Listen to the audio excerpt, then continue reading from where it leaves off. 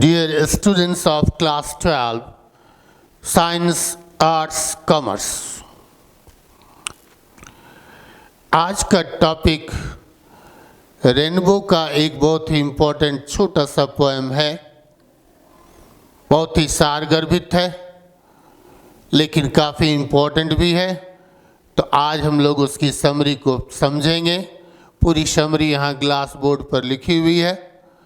इसकी समरी को एक एक वर्ड को हम समझाएंगे ताकि पूरे पोएम का अर्थ पूरी तरह से स्पष्ट हो जाए। जितने सारे डिफ़िकल्ट वर्ड्स हैं सब यहाँ पर नीचे में लिखे गए हैं। डिफ़िकल्ट वर्ड्स को देखकर और इसको पूरी तरह से समरी को समझना है। Yes, start understanding the summary of the poem and epitaph. Summarize in brief the poem and epitaph. And epitaph, epitaph means होता है कब्र के ऊपर लिखा हुआ पत्थर। क्रिश्चियन धर्म में जो कब्र बनाई जाती है उसके ऊपर एक क्रॉस का चिन्ह होता है और क्रॉस के नीचे में एक पत्थर के टुकड़े पर उस आदमी, कब्र में लेटे हुए आदमी का एक संक्षिप्त परिचय होता है। तो वह कब्र की पहचान उसी एपिटाफ से होती है। तो एपिटाफ मीन्स क्या हुआ? कब्र के ऊपर लिखा हुआ पत्थर, जड़ा हुआ पत्थर। इज अ शॉर्ट, छोटी सी कविता है बट रिमार्केबल। रिमार्केबल मीन्स होता है ध्यान देने योग्य। एक ध्यान देने योग्य कविता है। Composed by a famous modern poet Walter de la Mare. ये एक आधुनिक कवि हैं, मॉडर्न पोएट हैं। अगर कहीं पर ऑब्जेक्टिव में भी दिया जाए what type of poem Walter de la Mare was?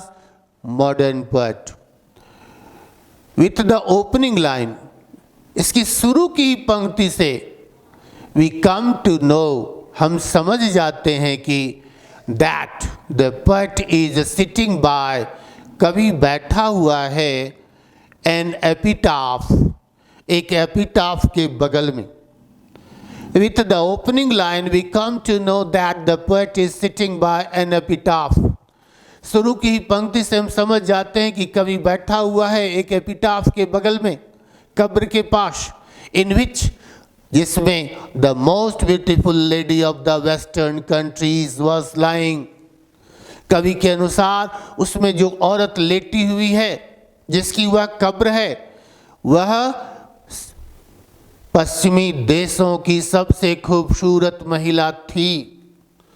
कवि का मानना है कि उससे खूबसूरत महिला पश्चिमी देश में नहीं हुई। परहैप्स, शायद, the poet was in love with that beautiful lady.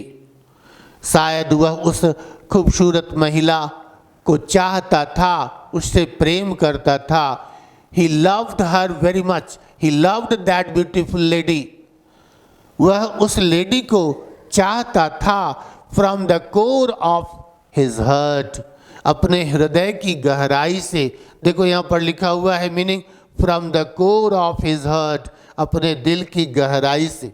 अपने दिल की गहराई से वह उस खूबसूरत लेडी को चाहता था। दिस इज वाई, यही कारण है कि, दिस इज वाई का मतलब होता है यही कारण है कि, he was sitting near her epitaph, वह उसके एपिटाफ के बगल में बैठा हुआ है।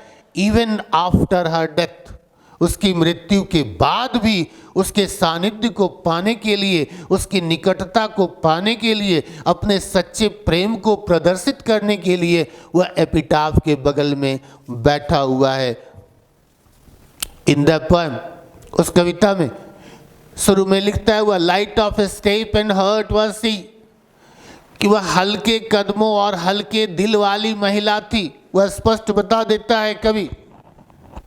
और इस लाइन से हमें यह क्या पता चलता है? क्लियरली सजेस्ट दैट, स्पष्ट रूप से हमें यह सुझाव देता है कि कवि यह बताना चाहता है कि she had the habit of moving here and there, उसकी आदत थी यहाँ वहाँ घूमने की, and had no commitment to anyone, और किसी एक व्यक्ति के साथ उसका कोई वादा नहीं था। कमिटमेंट मीन्स होता है वादा। The poet is of the view that, कवि का यह विचार है कि ब्यूटी इज नॉट परमानेंट, कि सुंदरता कभी भी अस्थाई नहीं होती, और इटर्नल, यह शाश्वत भी नहीं होती, चिरंतन भी नहीं होती। इट लूजेज इट्स चार्म, वह अपना आकर्षण धीरे धीरे खोता है। हर सुंदरता अपना आकर्षण धीरे धीरे खो देता है।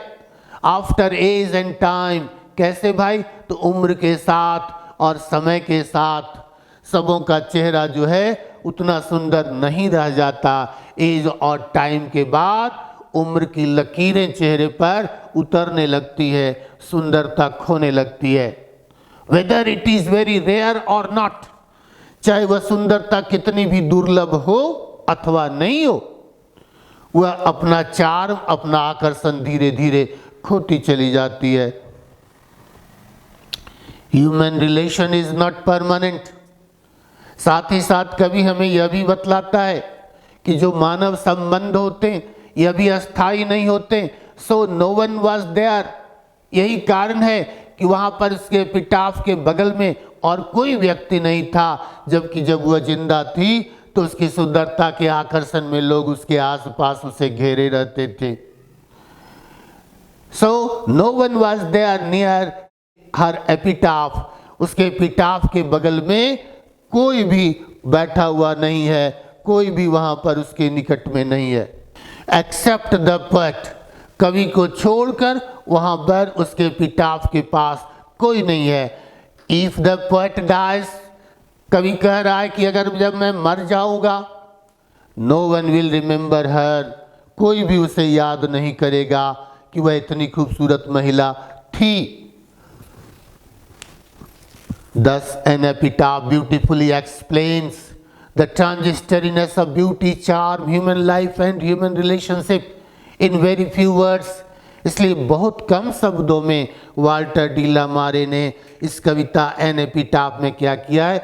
ब्यूटीफुली एक्सप्लेन्स, सुंदरता के साथ इस बात की व्याख्या की है। किस बात की? ट्रांजिस्टरीनेस, ट्रांजिस्टरीनेस में होता है क्षण भंगुरता, यानी जो बहुत जल्दी नष्ट हो जाता है। क्या चीजें जल्दी नष्ट होती हैं? ब्यूटी, सुंदरता, चार्म, आकर्षण, ह्यूमन लाइफ, मानव जीवन, एंड ह्यूमन रिलेशनशिप, और मानव संबंध भी बहुत ही टेम्पोरेरी होते हैं, परमानेंट नहीं होते हैं। और इन सारी बातों को वाल्टर डी ला मारे ने बहुत ही कम शब्दों में, in very few words, he is very successfully explains all these। तो 2023 के लिए आने वाले इंटर के एग्जाम के लिए एपिटाफ कविता, एपिटाफ पोएम बहुत ही इंपॉर्टेंट है। तो इसकी समरी मैंने समझा दी, लिखा हुआ है। इसको अपना स्क्रीनशॉट लेकर या पॉज करके कॉपी में नोट कर लो, याद करो। ध्यान से याद करोगे, वर्ड मीनिंग समझा हुआ रहेगा तो मुश्किल से 40 मिनट 45 मिनट का समय लगेगा, पूरी कविता याद हो जाएगी। याद करने के बाद एक बार और भी लिखो।